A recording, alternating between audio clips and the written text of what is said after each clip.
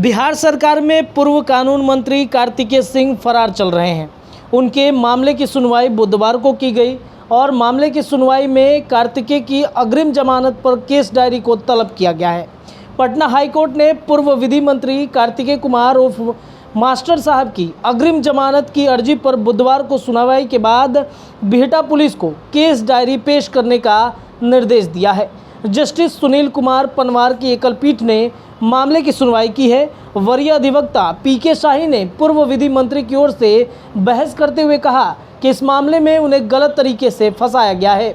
FIR में कार्तिकेय कुमार का नाम नहीं है। घटना के 7 महीने के बाद सूचक के स्वीकार्यता बयान में कहा गया कि एक गाड़ी में उन्हें भी देखा गया। उन्होंने कोई अपराध किया ही नहीं है, इसलिए कोई अपराधी मामला नहीं बनता है। शाही ने अग्रिम जमानत देने का अनुरोध कोर्ट से किया। इस पर कोर्ट ने केस डायरी पेश करने का निर्देश दिया है। एपीपी परमेश्वर मेहता ने अग्रिम जमानत अर्जी का विरोध किया। केस डायरी आने के बाद मामले पर फिर से सुनवाई होगी।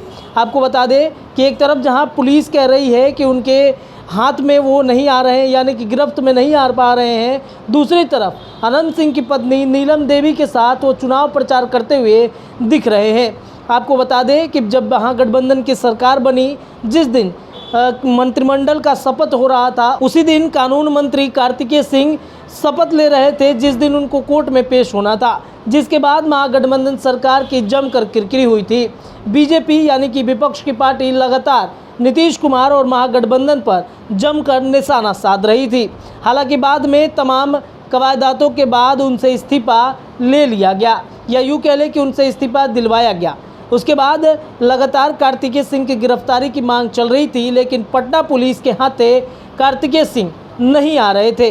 इधर कार्तिकेय सिंह की फरार की बातचीत पटना पुलिस कह रही थी, लेकिन उधर कार्तिकेय सिंह कई जगहों पर घूमते दिखे। जैसे बात कर ले, अभी मोकामा में उपचुनाव है और अनंत सिंह की पत्नी नीलम देवी धुआंधार जनसंपर्क कर रही हैं।